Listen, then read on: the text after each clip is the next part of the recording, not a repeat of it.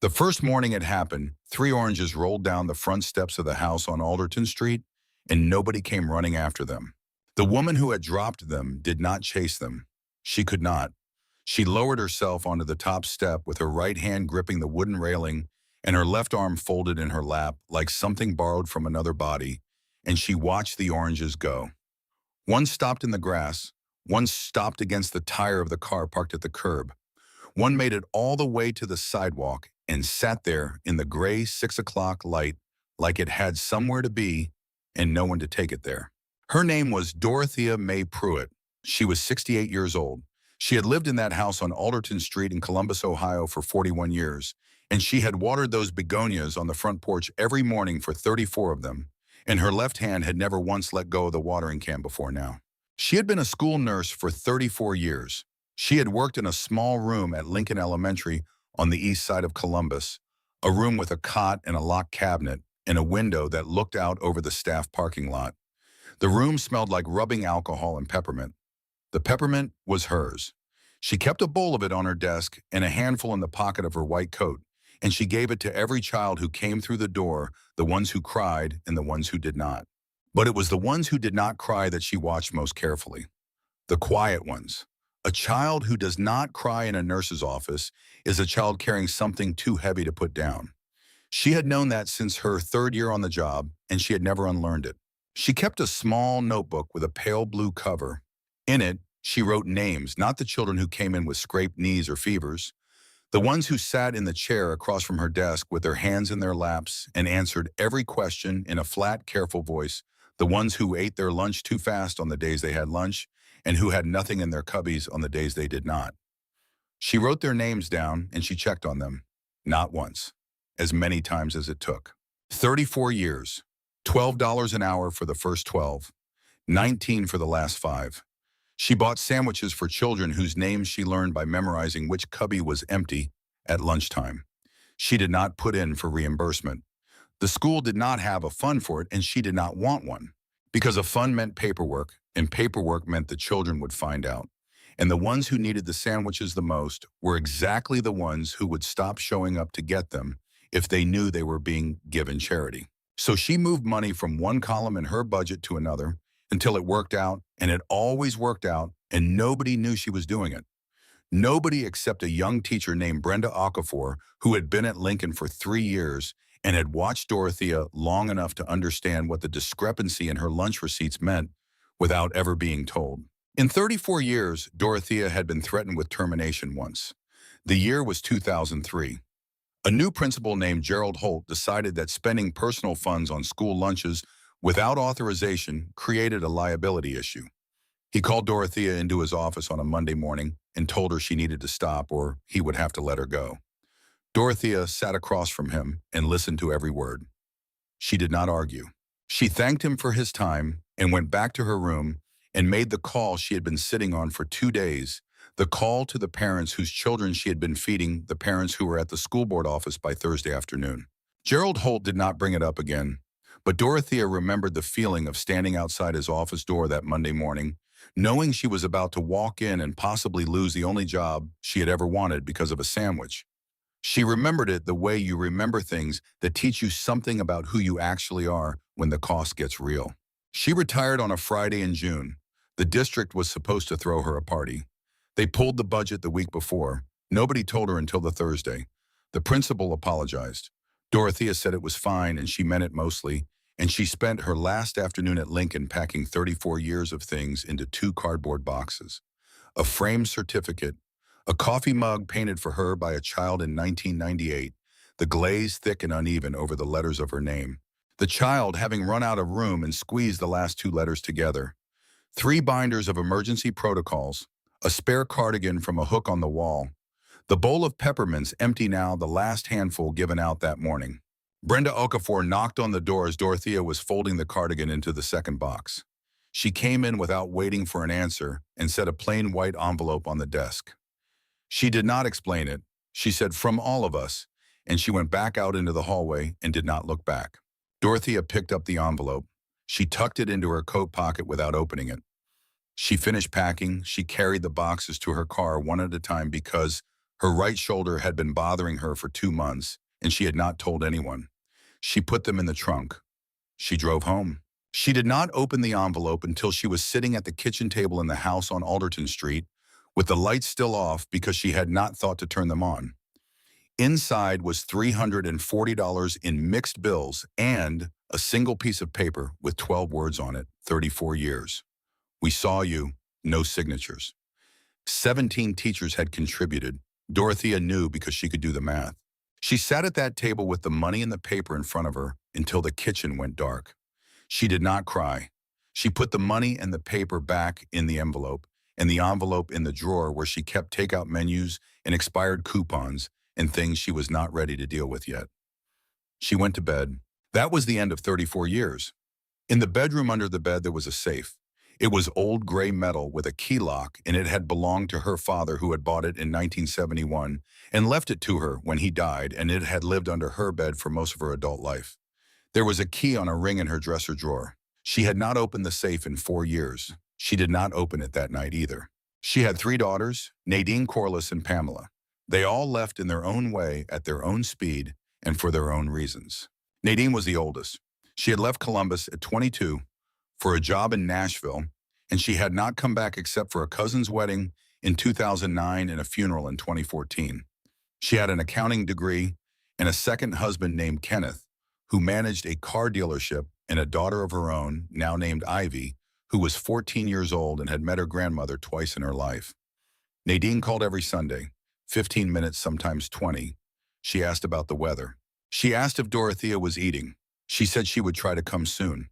She had been saying it for 19 years. She always meant to. That was not something Nadine invented. She genuinely meant it every time. The problem was that meaning something and doing something are the same word in some lives, in different languages in others, and Nadine had been living in the second kind for 19 years without knowing it. Ivy, at 14, knew more than her mother thought she did. She had overheard the Sunday calls for years, and she had started to understand that the grandmother she had met twice was someone her mother talked around rather than about.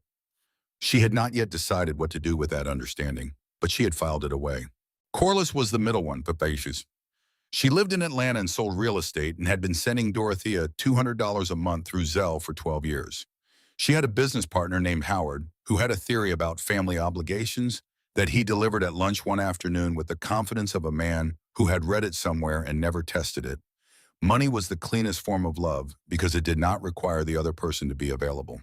Corliss had taken that in and not argued against it because she had already been practicing it for years by the time Howard articulated it. The money was the call. The thumb-up emoji was the conversation. She had never once asked her mother what she actually needed. She sent what Corliss wanted to send, which was something that looked like caring without requiring presence. And she had never examined that closely enough to see the difference. Pamela was the youngest. She had stayed in Columbus until she was 37, and for 5 of those years, she had been the only one. She drove Dorothea to every doctor's appointment. She cleaned the house on Saturdays. She cooked on Saturdays. She sat in the kitchen on Saturdays and laughed at the same 3 stories she had heard 50 times because her mother was proud of those stories, and her mother deserved someone to be proud alongside her. Nobody helped Pamela. Nobody asked if she needed help. Nadine did not fly in. Corliss added $50 to the Christmas transfer. Everyone assumed Pamela had it handled because Pamela was there, and being there was its own announcement that you had signed up for all of it. In year 4, Pamela stopped sleeping through the night. In year 5, she started crying in her car in her mother's driveway before she went inside. Not because she did not love her mother, but because she was tired and nobody could see that she was tired. And there is a particular kind of exhaustion that comes from doing the right thing alone for so long that the rightness stops being a comfort. In the 4th year, Nadine called one Sunday and mentioned for the first time something about shared responsibility. Pamela did not handle it well. She said things she meant. She said, 5 years. I have been here 5 years by myself and Nadine, and now you want to talk about sharing. Nadine said she understood Pamela was tired. Pamela said understanding was not the same as being present. Nadine said she had her own obligations. Pamela said, so do I, and I have been meeting yours. Nadine hung up. They did not speak for 3 months. Dorothea knew. She did not take a side. She told Pamela, baby, the anger is right, but don't keep it in longer than it's useful. Pamela was too tired to argue and too raw to let it go. The anger stayed. When Pamela's husband got the offer in Charlotte, she saw a door. She did not hesitate for long. The last Saturday before she left, she sat in Dorothea's kitchen and watched her mother make tea and could not say the words out loud. She told her by phone from Charlotte 3 days later. She could not say it while looking at her mother's face. She knew what her mother's face would do, and she knew she could not survive what her mother's face would do. And that was the truth she carried with her all the way to Charlotte. That same night after Pamela called from Charlotte, Dorothea got up from the kitchen table and walked to the bedroom. She did not turn the light on. She got down onto the floor slowly and pulled the safe out from under the bed. She did not open it. She put both hands on the gray metal lid and held them there, just to feel that it was still under the bed. Still solid, still hers. After a moment, she pushed it back, stood up slowly, and went back to the kitchen to wash the cup Pamela had never drunk from. The stroke happened on a Tuesday in March. It was 7:20 in the morning. Dorothea was watering the begonias on the front porch the way she had watered them every morning for decades, when her left hand simply stopped holding the can. She did not drop it on purpose. The signal from her brain to her fingers just did not complete, and the can hit the porch boards, and the water ran across the wood and down the steps and pooled on the walkway below. Dorothea stood there for a moment trying to understand what had happened. Then her left leg began to feel like it belonged to a different body, thick and distant and uninstructed. She did not fall. She sat down. She lowered herself onto the top step the way you lower yourself onto a chair. You do not fully trust. Slowly, with her right hand on the railing and her left arm already curling into her lap without being told to. She sat on the step and watched the water from the can run down the walkway to the sidewalk.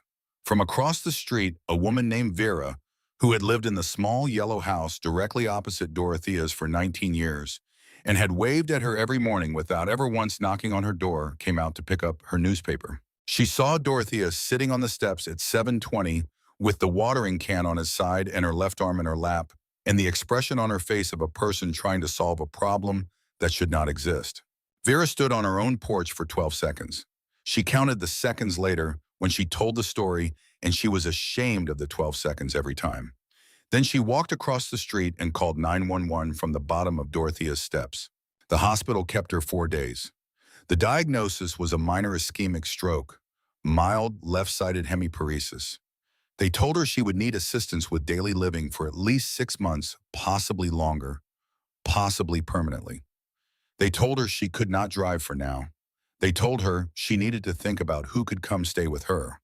The hospital social worker brought her a phone on the second afternoon. Dorothea had her daughter's numbers in her head. She called Nadine first. Nadine answered on the fourth ring. She heard the hospital noise in the background, the soft automated announcements, and the particular quality of silence that exists behind institutional walls, and she said, "Mama, where are you? Are you okay?" And Dorothea told her. She told her plainly and evenly. There was a pause. Dorothea could hear a television in the background. Then Nadine said, "Mama, I wish I could, but Kenneth just started a new job and we don't have the space right now.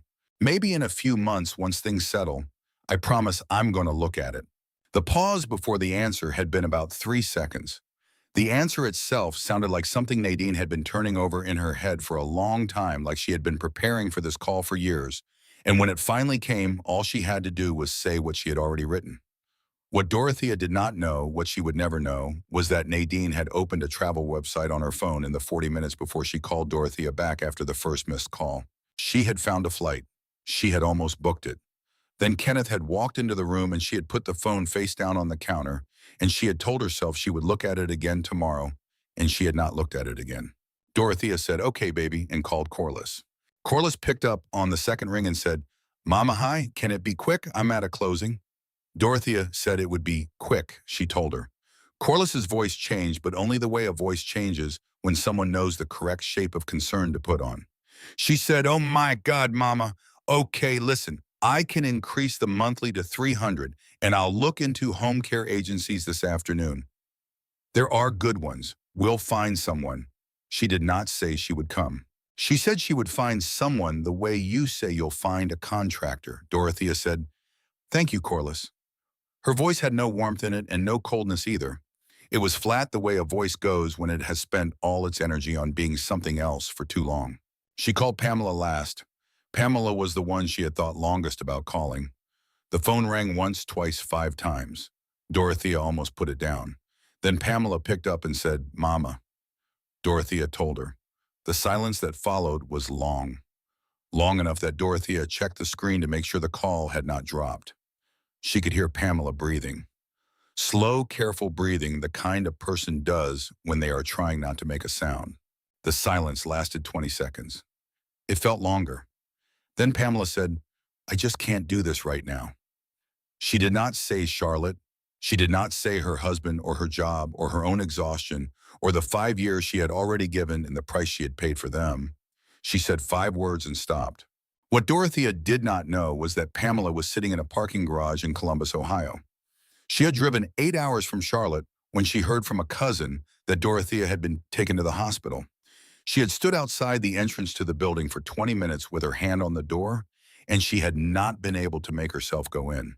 She had been crying in her car for half an hour before she picked up the phone. And when she hung up, she sat there for another 40 minutes. Then she started the car and drove back to Charlotte. Dorothea did not ask her why. Dorothea already knew the shape of the why, even if she did not know every detail.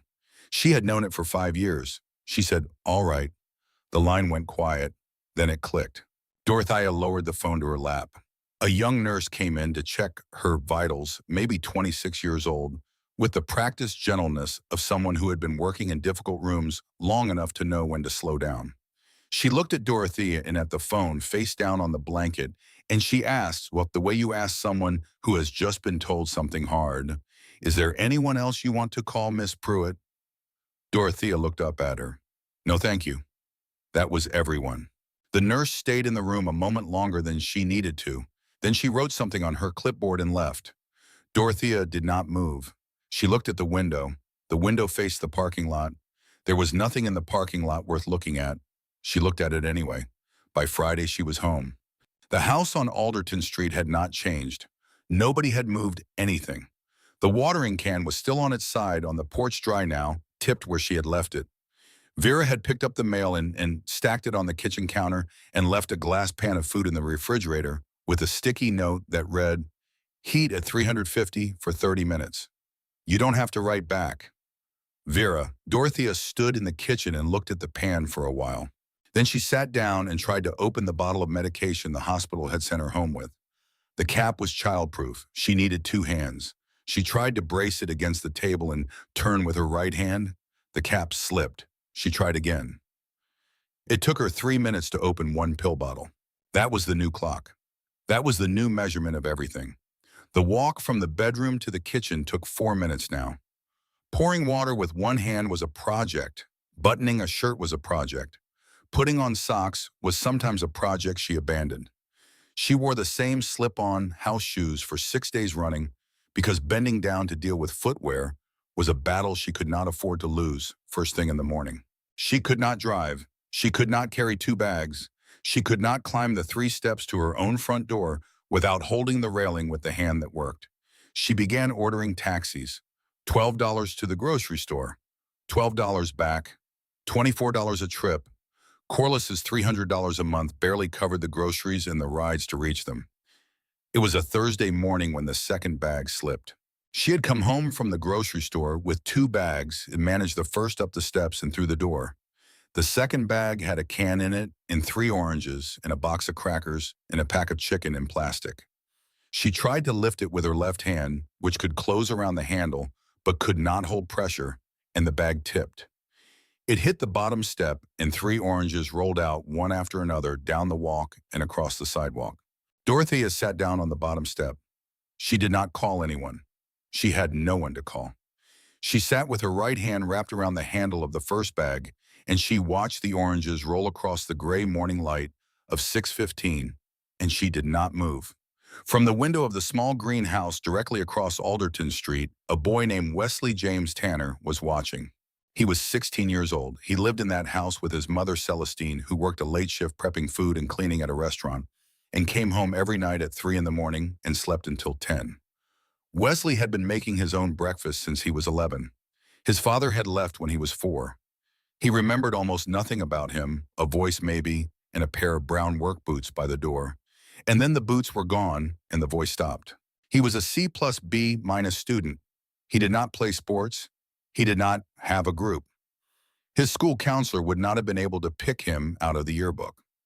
He sat near the window in most of his classes, and he turned in his work on time, and he did not raise his hand often. There was a boy in his lunch period named Darnell, who sat at the same table and who was the closest thing Wesley had to someone who noticed him. Darnell was loud and sociable and had opinions about everything. And he asked Wesley questions and sometimes actually waited for the answers, which was rarer than it should have been. Wesley had one quality that 16-year-old boys are not known for. He noticed people. He picked up trash on the way to school, not because anyone had asked him, and not because he was trying to demonstrate something about himself, but because he saw the trash and his hands were free. He held doors without looking back to see who was behind him. One afternoon in the cafeteria, when the woman behind the counter forgot to put a fork on his tray, he ate his macaroni with a spoon and said nothing because he could see she was tired and adding to her workload felt wrong. He did not tell anyone that. He just did it. He watched Dorothea sit on the bottom step for 45 seconds. He looked at the orange against the tire of his mother's car. He looked at the woman. He set his backpack down on the porch and walked across the street. He picked up an orange by the car first, then the one in the grass, then the one on the sidewalk. He carried them in the crook of his arm up to where Dorothea was sitting. He did not say anything yet. He bent down and picked up the second bag and gathered the items back into it, the crackers, the can of green beans, the chicken. He put the oranges back in last. He carried both bags up the 3 steps and set them down at the front door. Dorothea was still sitting on the bottom step. She turned her head to look up at him. "Thank you, baby." "Yes, ma'am," Wesley said. He walked back across the street, picked up his backpack, and went to school. He thought about her in third period algebra. He thought about the way she had sat on that step like she had been sitting there a long time before he noticed.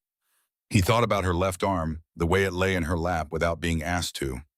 He did not know anything about strokes. He did not need to. He knew what the posture of a person who has been left alone long enough looks like because he had worn it himself. The next morning he was outside at 6:10. He sat on his front porch with his backpack between his feet, and he waited. The street was empty. No taxi came. At 6:30 he walked across Alderton Street and rang the bell. Dorothea came to the door slow. She was wearing a housecoat, and her hair was pinned back, and she looked at him through the screen before she pushed it open. "You need me to go to the store for you," Wesley said. "You don't have to do that," she said. "I know," he said. That was the whole conversation. She gave him a list written in shaky block letters on the back of a grocery receipt and $40 in cash, and he walked the 8 blocks to the Kroger on Groveport Road and came back 40 minutes later with 2 bags and the change. He set the bags inside the door. He handed her the change. He went to school. He did not tell anyone. He started walking to school 20 minutes earlier every morning because the trip to the store added 20 minutes. And when Darnell asked him one day in October why he kept getting there so early, Wesley said, "I just like walking in the morning." That was the whole explanation. He came back the next morning, and one after the mornings became a rhythm before either of them named it. A list on a grocery receipt and $40 and 8 blocks and 2 bags and change. Dorothea at the door in her housecoat. Wesley in his backpack on the way to school. Nobody knew. Celestine had begun to notice the early mornings, but had decided in the quiet way she made her largest decisions that whatever her son was doing across the street was something she did not need to interrupt. She watched him from the kitchen window the third morning and then went back to her coffee. On a Saturday in October, 6 weeks after the oranges, Wesley noticed the bottom step of Dorothea's porch was loose. He did not mention it. He came back that afternoon with a hammer from the toolbox under his mother's kitchen sink and a handful of 3-inch nails he had bought himself from the hardware store. He pulled the step. The wood underneath had rotted through. He went back to the store and bought a cut piece of pine. He fixed the step. It took most of the afternoon. Dorothea made him a peanut butter sandwich and watched through the kitchen window. When he was done, she came outside and pressed down on the new wood with her good foot. It did not move. She said that step has been loose since Bush was in office. Wesley looked up. Which one? Dorothea laughed. It was the kind of small, unexpected laugh that catches a person off guard, and it was the second time she had laughed since she came home from the hospital. She held onto the railing with her right hand and stood on the new step and laughed, and Wesley looked at her and allowed himself a small smile, and neither of them said anything else about it. That was when she started making the tea.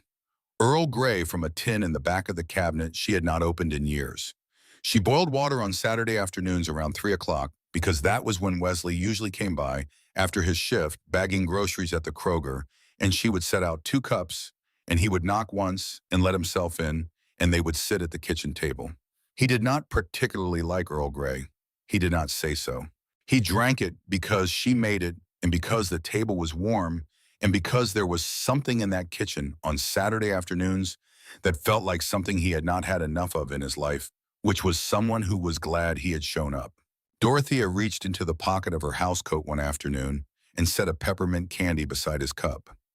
She did not explain it. She just placed it there and looked away. He unwrapped it and ate it while they talked, and she did not look at him while he did, but he caught the corner of a smile before she turned it away. 34 years of peppermint. She still had some in her coat. That night after Wesley went home, Dorothea went into the bedroom and got down on the floor slowly, one hand on the mattress for balance. She pulled the safe from under the bed. She got the key from the dresser. She opened the safe. She took something out and set it on the bed beside the safe. She wrote a name on a piece of paper. She wrote a number underneath the name. She put the paper back inside next to what she had taken out and put back. She locked the safe. She slid it back under the bed. She did not open it again for a long time, but she knew it was there and she knew what was in it, and that was enough for now. At 6:15 on a Thursday morning across Alderton Street, a boy with a backpack on his front porch was already watching out for her.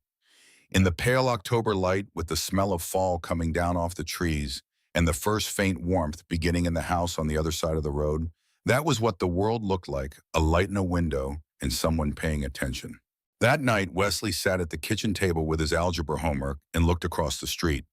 The light in Dorothea's kitchen was still on at 10:47. He looked at the clock. He picked up his pen. He set his alarm for 25 minutes earlier in the morning. Nearly a year after the oranges on a Saturday morning in late winter, a car with Tennessee plates parked in front of the house on Alderton Street, and a woman Wesley had never seen before stood on the sidewalk and looked at Dorothea's front door for 3 full minutes before she walked toward it. He was on his own porch when the car pulled up. He watched the woman stand there with her arms at her sides and her shoulders pulled in slightly, the posture of someone rehearsing something they were not sure they could say. She was in her mid-40s, wearing a good coat and shoes that were too nice for the neighborhood. She had Dorothea's jawline and none of Dorothea's stillness. He did not know her name yet. He would learn it before the morning was over. Nadine Pruitt had not been back to Columbus in 11 years. She had not come when Dorothea had the stroke. She had not come for the phone call, for the release from the hospital, for the first weeks after, when Dorothea had learned to open a pill bottle with one hand in 3 minutes instead of 4. She had not come for any of it. She had come now because her daughter had made her. Ivy at 14 had overheard enough Sunday phone calls to understand that the grandmother she had met twice was living alone in a house where the help that came every morning wore a backpack and was not yet old enough to vote.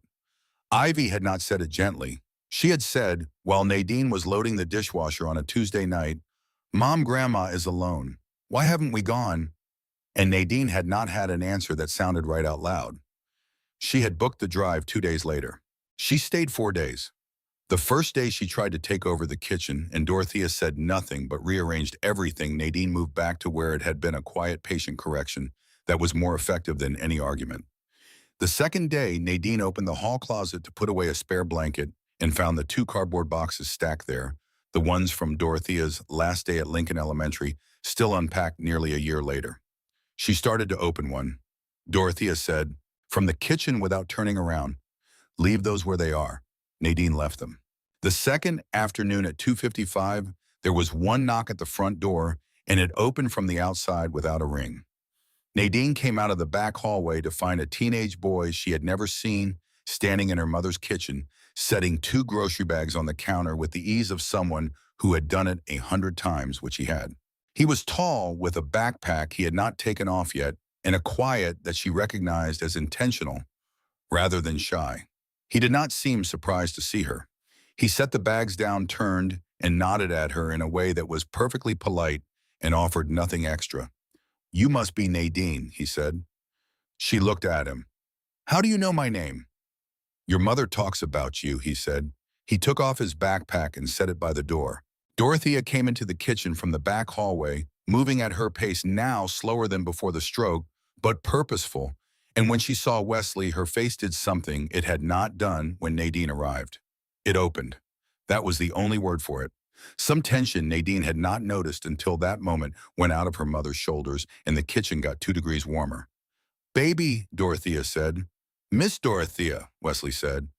Nadine looked between them. She said nothing. That evening, after Wesley had gone home, Nadine sat at the kitchen table with her phone and called Corliss. She kept her voice low.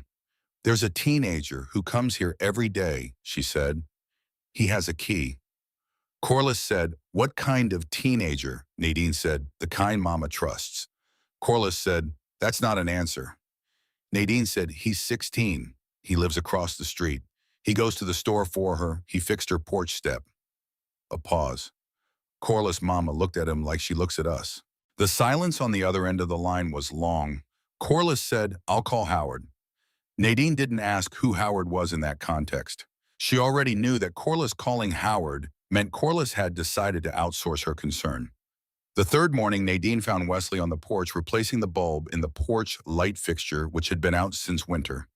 She watched him from the doorway for a moment. Then she stepped outside. She chose her words carefully.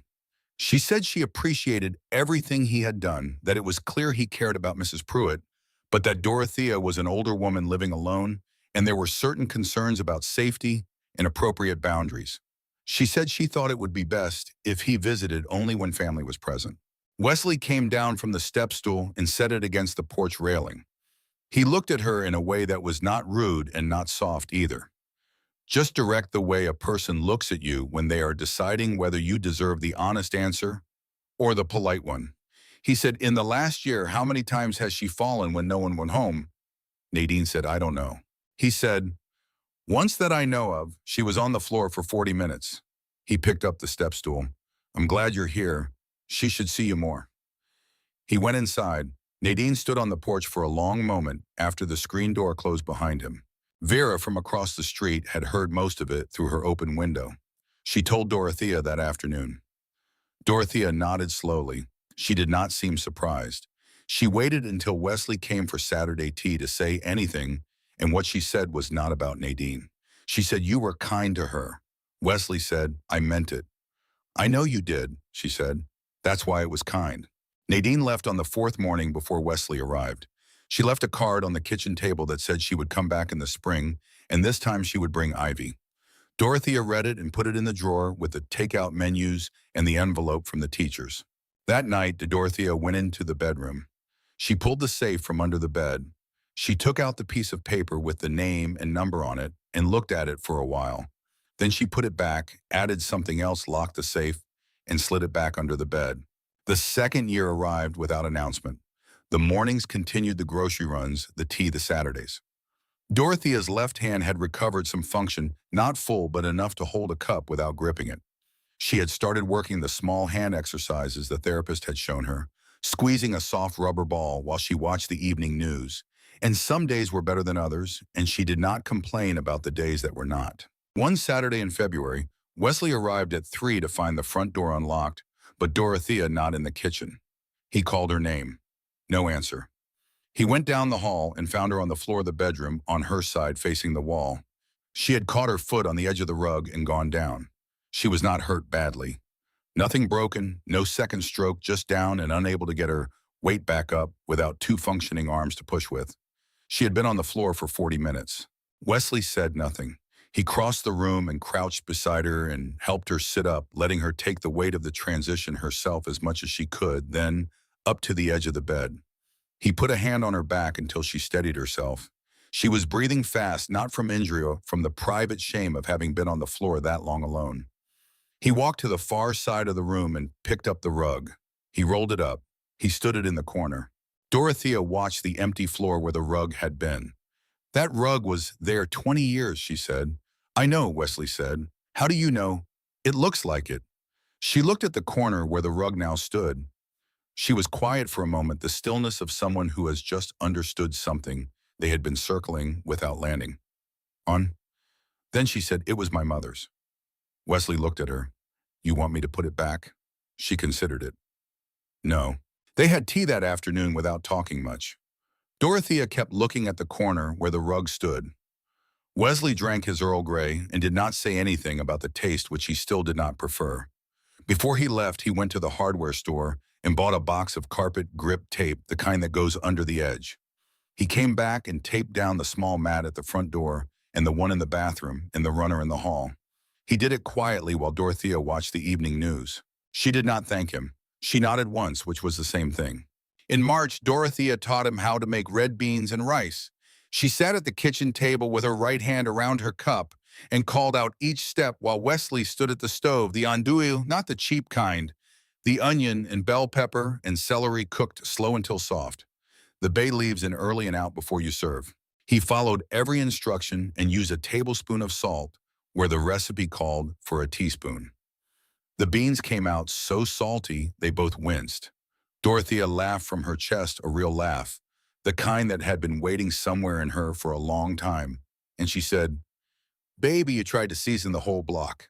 He started laughing too, standing there at the stove with a wooden spoon and a pot of oversalted beans. And the two of them laughed until the kitchen felt smaller and warmer than it actually was. They ate the rice plain. They threw the beans away. He made it again the following Saturday and got it right. Dorothea tasted it and said nothing, just nodded once the way she nodded when she meant it.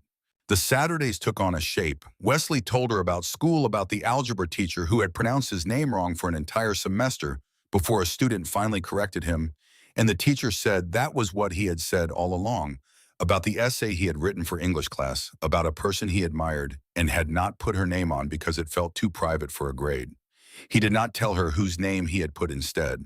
She did not ask. He told her about Darnell.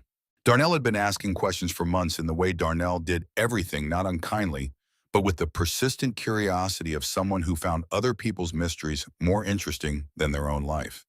He had noticed the early mornings. He had noticed the way Wesley sometimes smelled faintly of coffee and old wood, the smell of a house that was not his own. He had asked one afternoon at the lunch table who Wesley was spending his mornings with. Wesley had said a friend. Darnell had said, how old is this friend? Wesley had said, 68. Darnell had looked at him for a long moment, long enough for Wesley to start preparing a defense. Then Darnell had said, okay, and gone back to eating, and that was the end of it. But Wesley knew that Darnell knowing meant the information existed in the world in a way it had not before, and he was not sure yet what to do with that. Dorothea listened to all of this. She listened the way she had listened to children in the nurse's office for 34 years, the way that involves your whole body, not just your ears, the way that tells the other person that what they are saying is landing somewhere. She told him about Lincoln Elementary. She told him about the girl in 1989, the one she had walked to the principal's office with a yellow piece of paper who sent her a Christmas card every year and was now in her 40s and teaching second grade in Nashville. She told him about the principal who had tried to fire her over the sandwich receipts, and about the parents who had shown up at the school board, and about the way Gerald Holt had never raised the subject again. She told him about the notebook with the pale blue cover where she kept the names of the quiet ones. Wesley said, why those ones? Dorothea said, because the ones who don't make noise are the ones that get missed. The loud ones get help one way or another. The quiet ones sit there and wait for someone to notice, and a lot of the time nobody does. Wesley did not say anything for a moment. He turned his cup on the table. What do you do when you notice? I sit down, she said. I stay there. He nodded slowly. He was still turning the cup. You eat, she said. I ate. Your mother's sleeping okay? She's working a double Thursday. Dorothea nodded. She got up and went to the cabinet and came back with a container of leftover red beans from the batch he had made right and set it on the table. Take that home.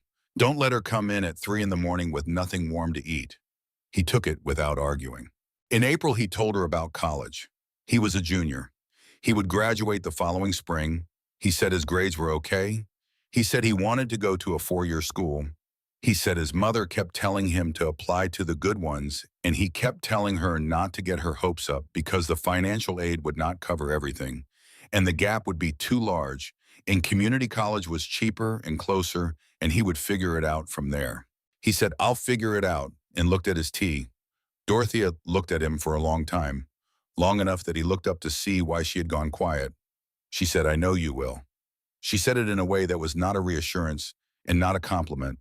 She said it the way you say something you already know to be true. He nodded and they finished their tea and he went home.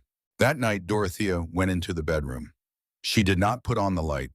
She felt her way to the dresser in the dark and found the key on the ring and got down slowly onto the floor and pulled the safe out and opened it in the dark, which she had never done before. She put her hand inside.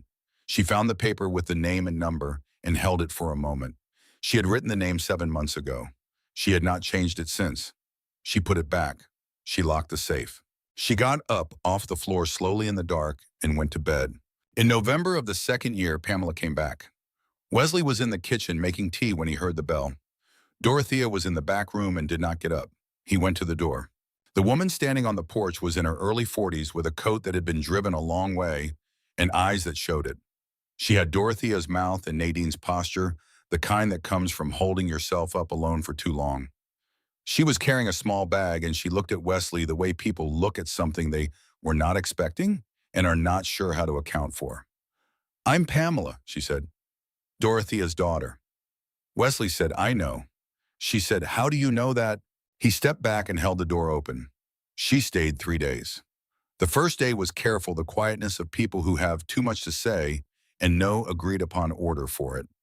Pamela cooked a full dinner, the kind that fills a kitchen with steam and smell, and Dorothea ate everything and said it was good, and for a few hours the house on Alderton Street felt like a house that had more than one person in it.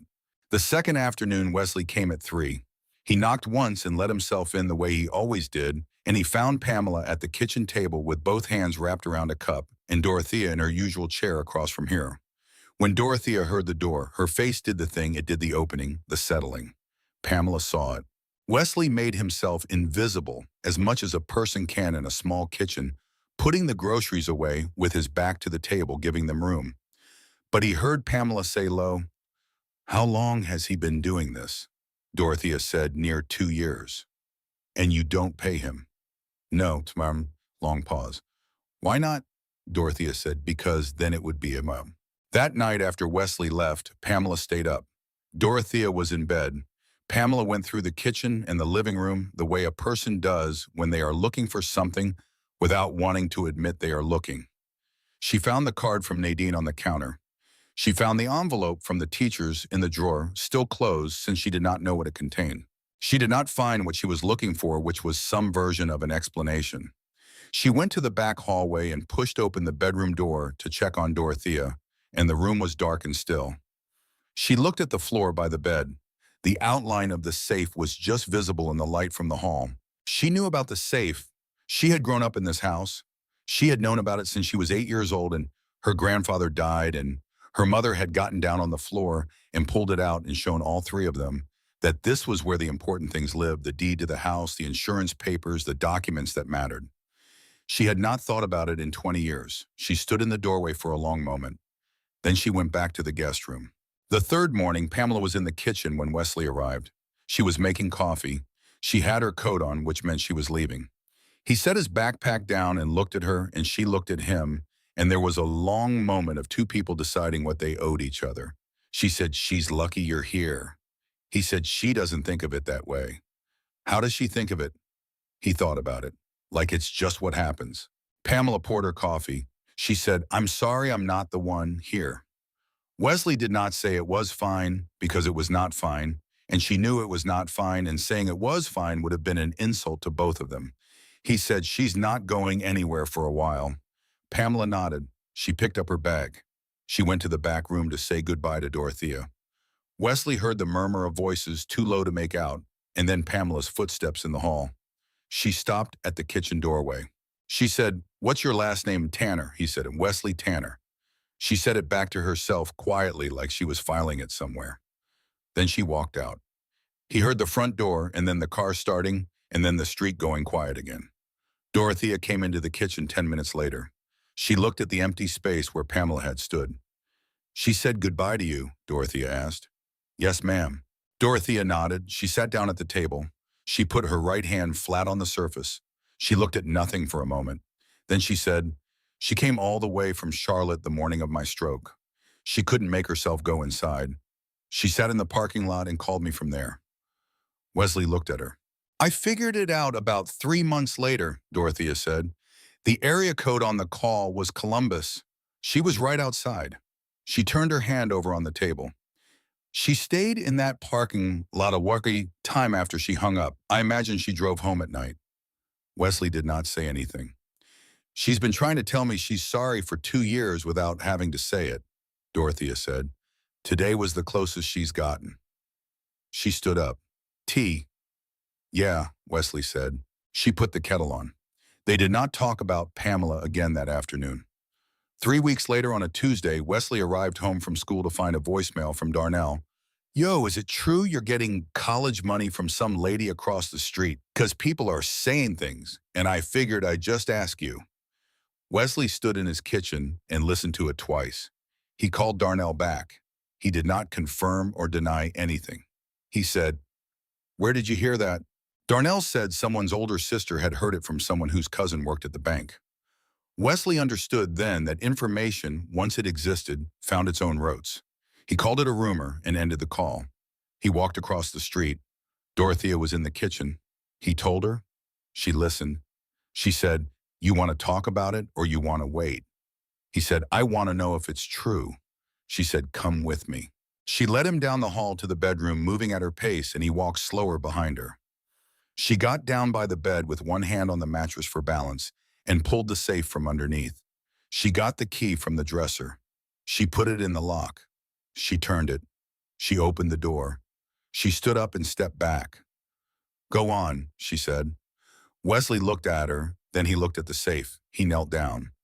The safe was full of letters. He lifted the top bundle out and held it in both hands. They were tied with a rubber band stacked in no particular order. Some on yellow legal paper, some on folded notebook pages with the spiral fringe still attached. Some on cards whose envelopes had been opened carefully and left with the letters. The handwriting changed with every one. Different pens, different pressure, different years. He picked one at random. A woman's hand, the letters rounded and deliberate. The note said she had been in 4th grade when Dorothea walked her to the principal's office with the yellow piece of paper. She was now in her 40s, teaching 2nd grade in Nashville. She had been writing every Christmas for over 30 years. She said she had never thanked her out loud. He set it down. He picked up another. A man's, this time the letters small and close together, the kind of writing that has learned to take up as little space as possible. He wrote that Dorothea was the only adult at that school who had ever asked him if he was okay and that he had never forgotten it. Another said he had become a nurse because of her. Another, on a card with a faded garden print on the front, was from a mother who had learned years later that Dorothea had bought her daughter lunch for 2 years without saying a word to anyone. She had cried for a long time when she found out. She said what Dorothea did was not small. It was everything. Wesley set the cards down on the bed. He did not pick up any more.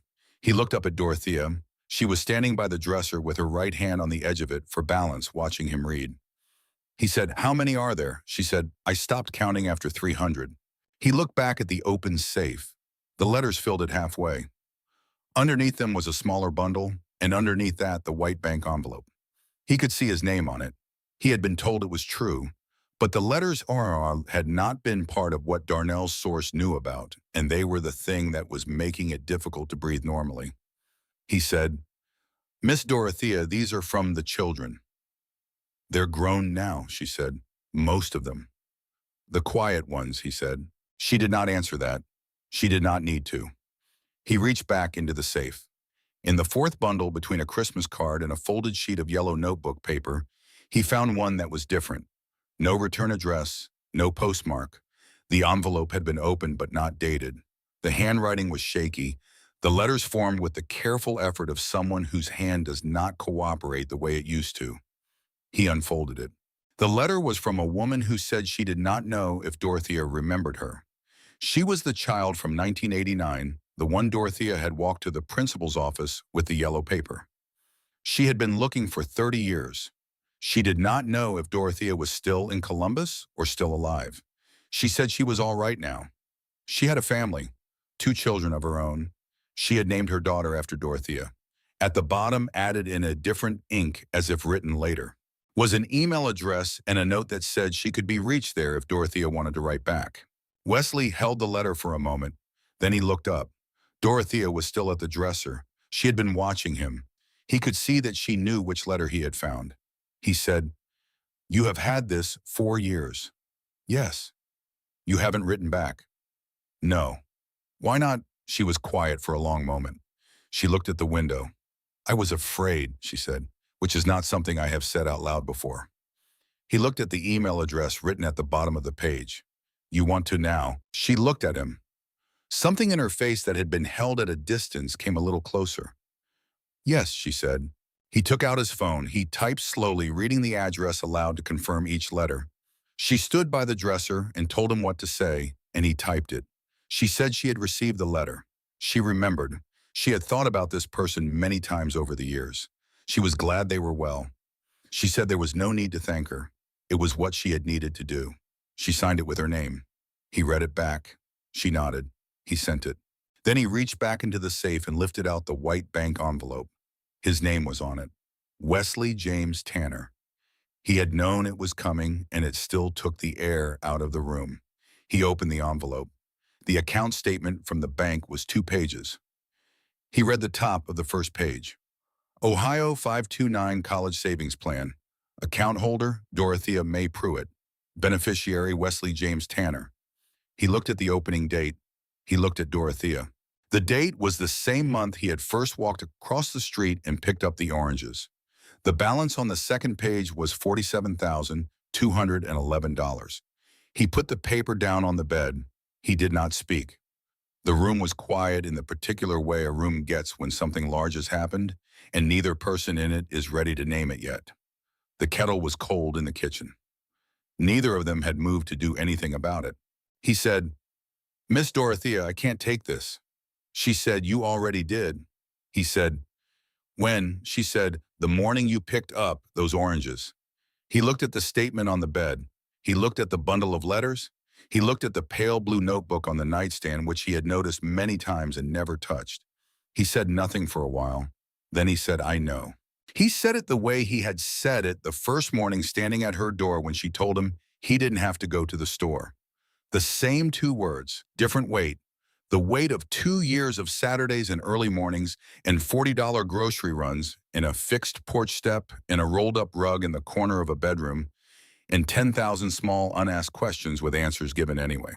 Dorothea crossed the room and put her right hand on the back of his head. She did not say anything else. He put his hands over his face and his shoulders moved once and then were still. He could smell the peppermint in her coat pocket. He had smelled it every Saturday for 2 years. After a while, he lowered his hands. She had moved to the chair by the window. She was looking at the pale blue notebook. He said, "Can I see that?" She picked it up and held it out. He opened it from the front. Pages of names, some with notes beside them, a year, a grade, a small mark that might have been a check or an asterisk. He turned to the back. The last entry was his, Wesley James Tanner. The date written beside his name was the date in October when he had fixed her porch step, not the date with the oranges.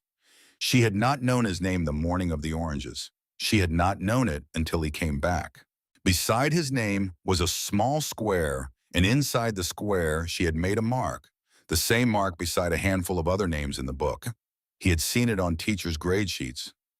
A check. He looked at her. She said, "That's the ones I found out about. The ones I know turned out all right." He looked at the check beside his name. "I haven't turned out yet." "Yes, you have," she said. "The rest is just details." 3 days later, Wesley sent his application to Ohio State University. He applied to the nursing program. He did not tell Dorothea before he did it. He told her the following Saturday, setting a printed copy of the confirmation email on the table between their cups. She read it. She put it back on the table. She went and got the peppermint tin from the cabinet and set it between them. He said, "You're not going to say anything." She said, "I already said it. The rest is details." He took a peppermint. Corliss called in late November. Dorothea was at the kitchen table when the phone rang, and Wesley was still there finishing his tea. She answered it, and her face did something careful and managed the face she wore for Corliss. He started to get up to give her privacy. She waved him back down. Corliss began with the weather and the trip she had been meaning to make and the holidays coming, and Dorothea let her run through it, and then Corliss's voice changed. It changed the way a voice changes when someone has been building towards something for 10 minutes and has finally gotten there. She began to talk about family, about how certain decisions made in difficult periods might not reflect a person's true wishes. She used the word well-being. She used the phrase proper oversight. She did not say the word money or the word will or the phrase college fund, but every sentence was arranged around those words, the way a room is arranged around furniture that isn't there. Dorothea let her finish. Then she said, Corliss, do you have a question you want to ask me directly? The line was quiet for a moment. I just want to make sure you're okay, Mama. I'm fine, Dorothea said. I had tea this afternoon. My shoulder is better. Ivy sent me a picture last week of a painting she made in art class. It's on my refrigerator. Corliss said, that's nice. Is there anything else? A pause. I just think family should be involved in major decisions. Family is welcome to visit, Dorothea said. You know the address. She said goodbye and ended the call.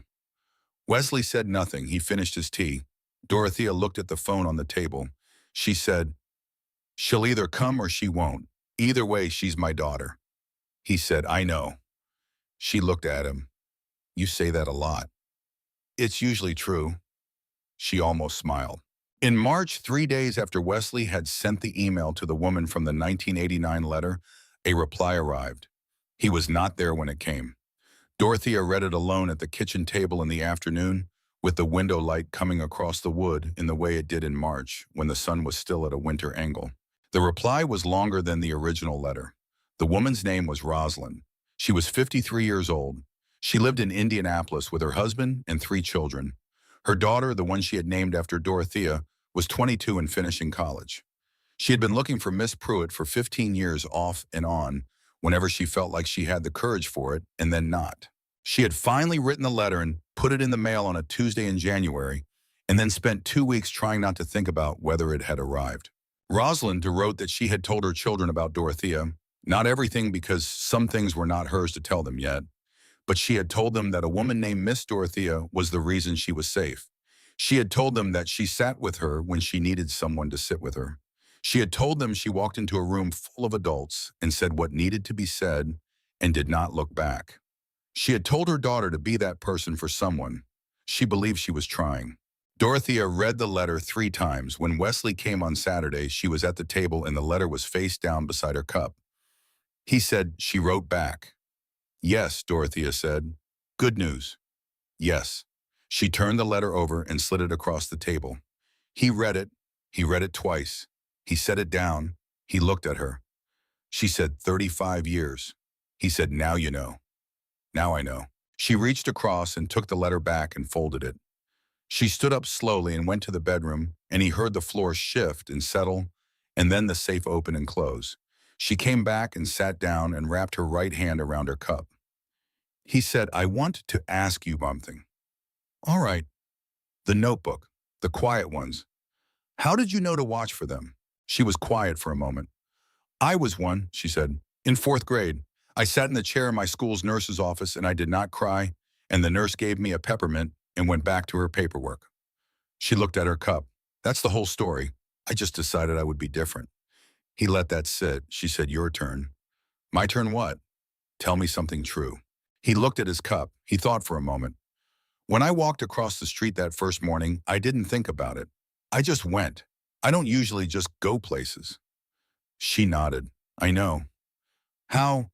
Because you're a quiet one, she said. Quiet ones don't usually just go. They wait to be asked. She looked at him. You didn't wait. He had no answer for that. He drank his tea. Spring came fast that year. The begonias came back on the porch, which surprised no one since they always came back. Dorothea was watering them with her right hand one morning in April when she noticed she could close the fingers of her left hand around the handle of the can. Not hold it, not yet, but close them. She stood there on the porch looking at her left hand for a long moment. Then she set the can down on the step and went inside to call her therapist. In May, Nadine drove up from Nashville with Ivy. Ivy was 15 now and taller than Nadine and had Dorothea's eyes, which Nadine had always known but had not said out loud. They came on a Saturday, arriving just after 2, and Wesley was already inside putting the groceries away when Nadine's car pulled up. Dorothea was at the table. She did not go to the window. Ivy knocked. Dorothea said from the kitchen, "It's open." Nadine came in first with that same rehearsed posture Wesley had seen from the porch nearly a year ago.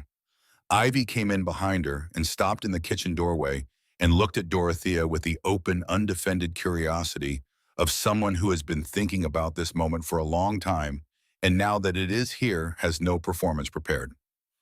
"Hi, Grandma," she said. Dorothea said, "Come sit down, baby." Ivy sat down. She looked at Wesley. He nodded at her. She looked at the tea things on the table and the peppermint tin and the small painting taped to the refrigerator, which was hers sent last November. She looked at her grandmother's left hand resting on the table, and she did not stare at it. Nadine said, "This is a nice kitchen." Dorothea said, "It's the same kitchen it always was." Nadine said, "I know. I meant that I noticed it." It was the most honest thing Nadine had said in Columbus in 19 years. Dorothea looked at her daughter for a moment. Then she got up and got another cup from the cabinet. They stayed for 3 hours. Ivy asked Dorothea about Lincoln Elementary, about the nurse's office, about what the job was like. Dorothea told her about the peppermint bowl and the quiet ones and the yellow paper day in 1989. Not all of it, but enough. Ivy listened the way teenagers listen when they are actually listening, which is fully and without multitasking. At one point she said, "Did you know right away that you wanted to be a nurse?" Dorothea said, "I knew I wanted to be someone who sat with people when they needed someone." Ivy said, "That's not the same as a nurse." "No," Dorothea said, "but nursing was the job that let me do it." Ivy thought about that. Then she said, "I'm thinking about medicine." Nadine looked up from her cup. Dorothea said, "What kind?" "I don't know yet," Ivy said. "The kind that helps." Dorothea nodded once. She got up and went to the cabinet and came back with the peppermint tin. She set it on the table in front of Ivy. "Those have been in my pocket every day for 34 years, she said. "Pick one." Ivy picked one. She unwrapped it. She was quiet for a moment. Then she said, "It's good." "I know," Dorothea said. Corliss called on a Thursday night in June at 9:30, which she had not done in 12 years. Dorothea answered. Corliss said she had been going through her phone that evening.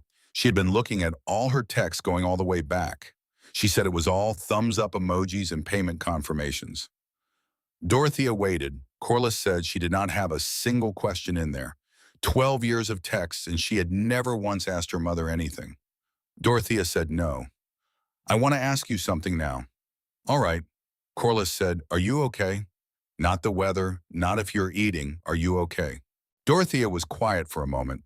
It was a real question, and it deserved a real answer, and she had not been asked a real question in so long, she had almost forgotten the shape of one. "Today I am," she said. "Today was a good day." Corliss said, "Tell me about it." So Dorothea did.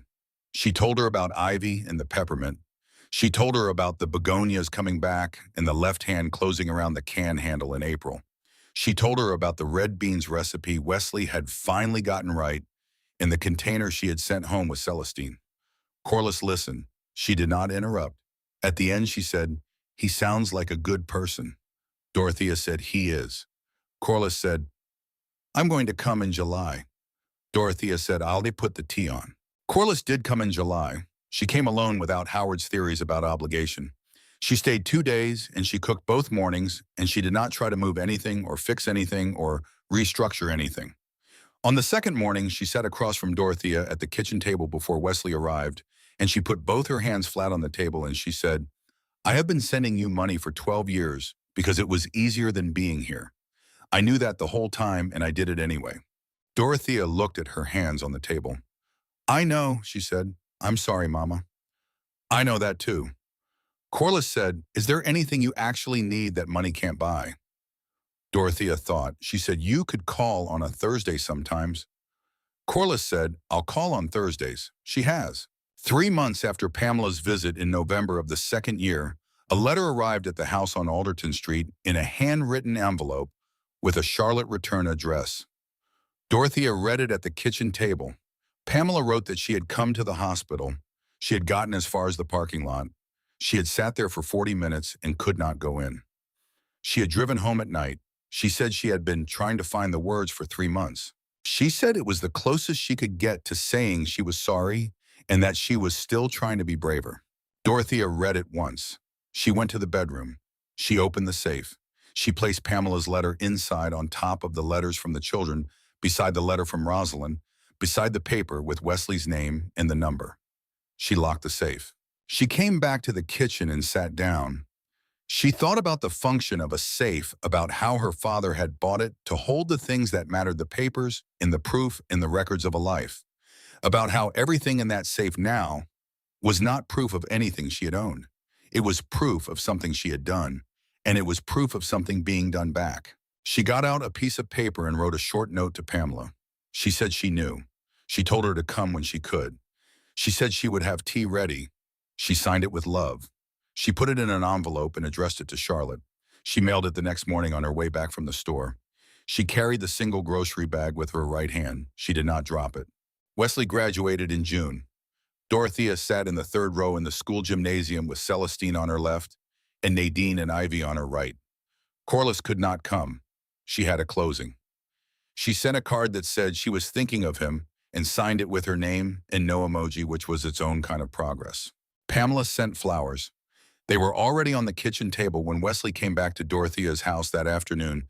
Yellow and white, no card, just flowers, and Dorothea told him who they were from, and he nodded. The gymnasium was full. The air conditioning was working the way air conditioning works in June in Ohio, which is to say imperfectly, and the bleachers were warm, and the ceremony was long, in the way ceremonies are when what matters cannot be said in the time allowed. Ivy leaned forward in her seat and read the program and asked Dorothea to explain what the different honor cords meant. When the principal read Wesley James Tanner, Wesley stood and walked across the stage in his gown with the flat cap and the tassel that kept drifting into his face. He shook hands. He received his diploma. He looked out at the third row. Dorothea did not clap. Her left hand still could not respond the way she wanted it to. She held the pale blue notebook against her chest instead. Both arms wrapped around it, and she raised it slightly when he looked at her, just slightly, the way you raise something when what you want to say is too large for a gesture, and you are doing it anyway. Wesley looked at the notebook. He looked at her face. He nodded once, the same nod he had been giving her for 2 years, certain quiet, the nod of someone who understands the thing that is not being said and does not need it said. He walked off the other side of the stage. At the kitchen table that afternoon, with the diploma on the counter and the flowers on the table and the tea going cold because neither of them had been in a hurry to drink it, Dorothea opened the pale blue notebook to the last page and set it on the table between them. His name was there, the date, the check in the small square. He read it. He looked at her. He said, "You wrote the date I fixed your step, not the day with the oranges." "I didn't know your name yet on the orange day," she said. "How long did it take you to find it out?" "I asked Vera." He laughed. It was a short laugh, surprised out of him, and she smiled at it, and for a moment the kitchen on Alderton Street was the warmest room in Ohio. He said, "What happens to the notebook?" She said, "What do you think should happen to it?" He thought about it for a moment. Then he said, "I think it should go to someone at Lincoln so they know what to look for." She looked at him. She looked at the notebook. She said, "Brenda Okafor is still there." He said, "The teacher who gave you the envelope. She was the one who collected the money from the other teachers. She gave it to me on my last day." Dorothea ran her right hand across the cover. "She's the right person." He said, "I could drive it over." "You don't have a license yet." "I will in August." She slid the notebook across the table to him. "August, then," she said. He put both hands on the cover. "Miss Dorothea." Thank you." She looked at him for a moment.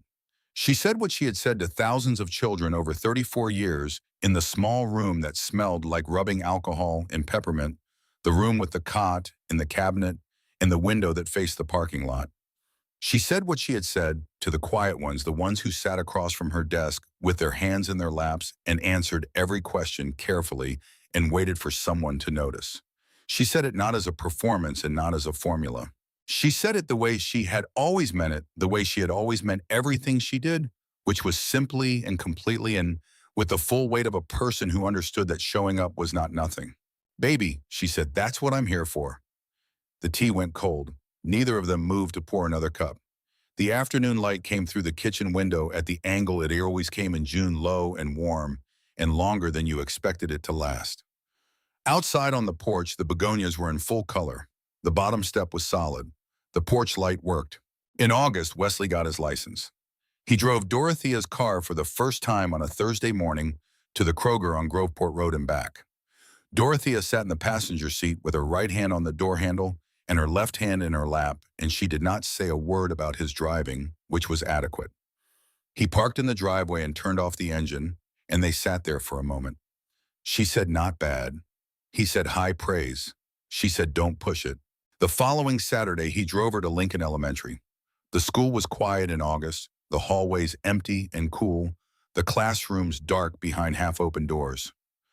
A custodian let them in. Wesley walked beside Dorothea down the main hallway, past the old bulletin boards and the trophy case and the painted handprints, still on the wall outside the cafeteria from a project 20 years ago. The hallway smelled the way school hallways always smell in August, like floor wax, impossibility, and the particular emptiness of a place waiting to be filled again.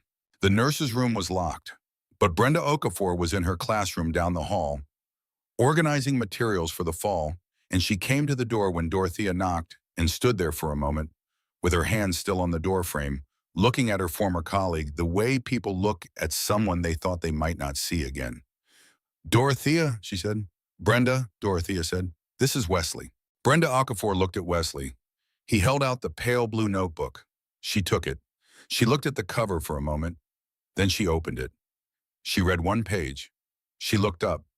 She did not say anything for a while. The classroom behind her was orderly and bright and full of things she had chosen carefully, the kind of room a person builds over years. She looked at the notebook again, at the names in their columns, the dates, the small checked squares. Then she said, I'll use it. Dorothea said, I know you will. They did not stay long. The walk back down the hallway was quiet, their footsteps the only sound in the empty school. At the front entrance, Dorothea stopped and looked back down the corridor. The small room with the cot and the cabinet was at the far end behind a door she could not see from here. The peppermint bowl was gone. The cardigan hook was empty. But the window that faced the parking lot was still there, and the light through it fell the same way it always had, across the same linoleum floor. She looked at it for a long moment.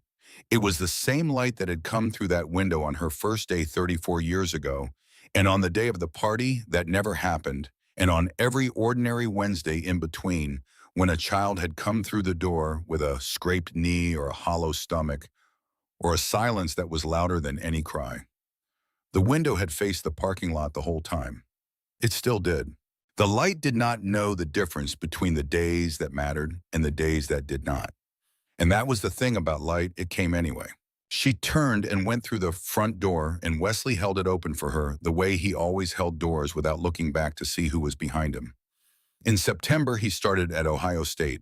He drove himself to orientation in a borrowed car with a duffel bag in the back seat and the confirmation email folded in his wallet. He texted Dorothea when he arrived. She wrote back, I know. Go learn something. He wrote, yes, ma'am. He came on Saturdays when he could. The drives were longer from campus, and some Saturdays he had lab hours or study groups, and some Saturdays he came anyway and they had tea, and she asked him what he was learning, and he told her about the body and the ways it fails and the ways it does not, about the things that can be measured and the things that cannot, and she listened with the full attention she had always given to things that mattered. On one of those Saturdays in October, he told her about a professor who had asked the nursing students on the first day why they had chosen the field. Most of the answers were some version of wanting to help people. Wesley had said he wanted to learn how to stay in the room when it got hard, and the professor had written that on the board and not erased it for the rest of class. Dorothea listened. She did not say anything for a moment. Then she nodded once, the way she nodded when something landed exactly where it should. In December, a card arrived at the house on Alderton Street from Indianapolis. On the front was a painted winter scene. Inside, in the careful handwriting of a woman whose hand had gotten more practice since the last time she wrote were 3 lines. Rosalind said her daughter had started a nursing program that fall. Her daughter's name was Dorothea. Dorothea taped the card to the refrigerator next to Ivy's painting. When Wesley came the following Saturday, she showed it to him. He read it. He looked at the refrigerator, the painting, the card, a photo Nadine had sent of Ivy at a school science fair, a photograph of Celestine at a birthday party someone had printed and framed, because Celestine never printed photographs of herself. He looked at the refrigerator for a long time. He said, "You've got a whole wall of people." She said, "I've had one my whole life. I just couldn't see it." Outside on Alderton Street, the December light was flat and pale, and the trees were bare and the begonias had gone down for the season. The bottom porch step held. The porch light was on. The safe under the bed held what it held: the letters, the bank statement, Pamela's apology, Rosalind's address, the paper with a name and a number on it, and a boy who had carried groceries across the street one Thursday morning because he was the kind of person who noticed when a bag was too heavy and his hands were free. Inside the kitchen, 2 cups of tea went slowly cold on a table where nobody was in a hurry. That was the whole of it. That was everything.